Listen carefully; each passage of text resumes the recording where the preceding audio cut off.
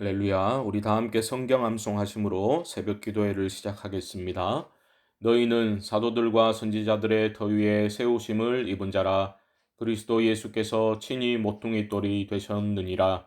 그의 안에서 건물마다 서로 연결하여 주 안에서 성전이 되어가고, 너희도 성령 안에서 하나님이 거하실 처소가 되기 위하여 그리스도 예수 안에서 함께 지어져 가느니라. 아멘. 하나님 말씀은 이사야 41장 21절로 29절의 말씀입니다. 저는 24절과 25절을 봉독하겠습니다.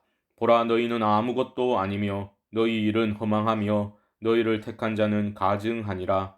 내가 한 사람을 일으켜 북방에서 오게 하며 내 이름을 부르는 자를 해 돋는 곳에서 오게 하였나니, 그가 이르러 고관들을 석회같이 토기장이가 진흙을 밟음같이 하리니. 아멘. 잘 아시다시피 이사야서는 크게 두 부분으로 나눌 수 있습니다. 1장부터 39장이 전반부라고 보실 수 있고, 40장부터 66장까지가 후반부입니다. 후반부의 시작인 40장은 이스라엘을 향한 하나님의 위로 선언으로 시작했습니다. 너희의 하나님이 이르시되 너희는 위로하라, 내 백성을 위로하라, 이렇게 시작을 하고 있습니다. 이런 위로의 메시지를 받는 그 유다 백성들은 그때 어떤 상황에 처해 있었습니까? 유다는 바벨론에 의해 무너지고 많은 사람들이 바벨론으로 끌려가 유배자들로 살아가고 있었습니다. 하나님께 택감받은 민족이 이방 민족에 의해 이런 수치를 당하게 되니 얼마나 큰 충격을 받았겠습니까?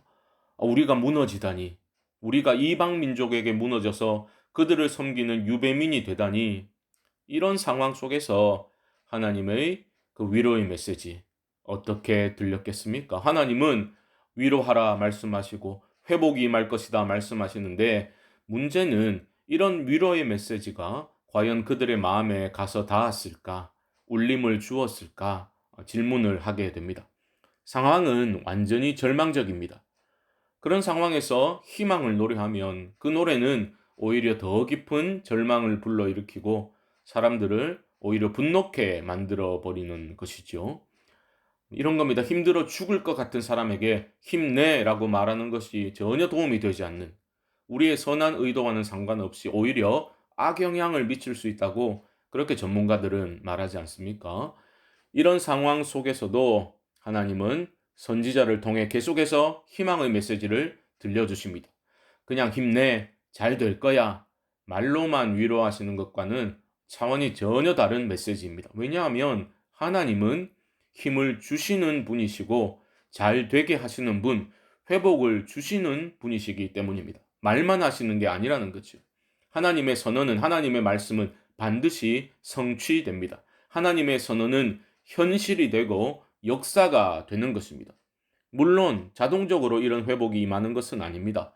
회복은 돌이킴에서 시작하는 겁니다. 헛된 믿음을 버리고 하나님께로 돌이켜야 합니다. 유다 백성들도 마찬가지였습니다. 그들은 헛된 우상을 섬기고 의지했던 잘못을 회개하고 하나님께로 돌이켜야만 했던 겁니다. 우상 얘기만 나오면 사실 그들은 발끈했습니다. 우리가 언제 우상 섬겼냐고, 우리가 얼마나 하나님 잘 섬겼는데, 이런 식입니다. 하지만 사실 그들은 공적으로는 여호와 하나님을 섬겼습니다. 하지만 사적으로는 풍요와 안전을 보장해 준다고 여겨졌던 그런 우상들을 섬겼던 겁니다. 엄격히 말하면 그들은 종교적 혼합주의자들이었습니다. 여호와도 섬기고 또 우상들도 섬기고.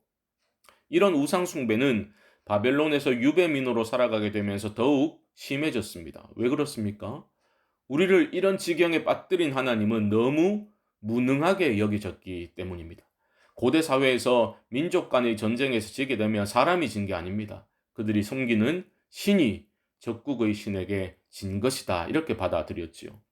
하나님은 거대한 대제국 바벨론의 신 마르둑에게 진 것입니다. 아무것도 할 수 없는 무능한 신으로 그들은 여기게 된 겁니다. 그래서 하나님은 오늘 본문에서 소송하자 말씀하십니다. 그들이 의지하는 바벨론의 우상들의 그 모든 무능함과 흑우성을 드러내 보여줌으로써 자기 백성들을 돌이키게 만들고자 지금 힘을 쏟고 계십니다. 재판에서 이기려면 뭐가 중요합니까? 증거가 가장 중요하지 않습니까? 21절 하반절에서 너희는 확실한 증거를 보이라 말씀하십니다. 앞으로 일어날 일에 대해 우상들은 전적으로 무시합니다. 미래를 말할 수도 없고 그 어떤 해결책도 제시하지 못합니다. 24절이 결론이죠. 보십시오. 보라, 너희는 아무것도 아니며 너희 일은 허망하며 너희를 택한 자는 가증하니라. 그러면서 이제 하나님 차례가 되었습니다. 하나님은 미래를 아십니다. 단순히 미래에 무슨 일이 일어날지를 알아맞히는 점쟁이가 아닙니다. 하나님은 그게 아니라 친히 역사를 주관하시는 분이시다. 역사를 만들어 가신다 말씀하십니다. 25절을 보십시오. 내가 한 사람을 일으켜 북방에서 오게 하며 내 이름을 부르는 자를 해 돋는 곳에서 오게 하였나니 그가 이르러 고관들을 석회같이 토기장이가 진흙을 밟음같이 하리니. 이 예언에 등장하는 한 사람은 바로 바사, 페르시아의 고레스를 가리킵니다. 하나님이 고레스를 사용하셔서 결국은 바벨론을 멸망시키시고 유다를 회복시키시겠다 말씀하고 계십니다. 당시 유다 백성들 중에 이 예언을 믿었던 사람들이 얼마나 되었을까요? 바벨론이 이렇게 화려하고 이렇게 강성한데 이런 거대한 제국이 무너질 것이다. 그런 예언은 참 받아들이기 쉽지 않았을 것 같습니다. 현실 상황을 보고 주변 정세를 기준으로 삼아 하나님의 말씀을 듣게 되면 너무나 현실성 없는 성취 불가능한 헛소리처럼 들릴 수 있겠지요. 그래서 중요한 것이 바로 무엇을 기준으로 삼느냐입니다. 하나님의 말씀을 기준으로 하나님의 말씀을 생명으로 삼고 하나님이 역사의 주관자이심을 믿음으로 받아들이고 살아가는 자들은 그 말씀이 현실이 되는 것을 똑똑히 목도하게 될 것입니다. 이 싸움이 날마다 우리 앞에 있는 겁니다. 하나님의 말씀은 여러분 반드시 성취됩니다. 전능하신 하나님은 지금도 내 개인의 역사와 내 자녀들과 가족들의 역사와 이 나라와 민족 온 세계의 역사를 주관하고 계십니다. 이 일을 행하시고 만들어 성취하시는 그 하나님을 향한 신뢰를 회복하셔서 하나님께 여러분의 인생을 온전히 의탁하실 수 있기를 주님의 이름으로 축복합니다.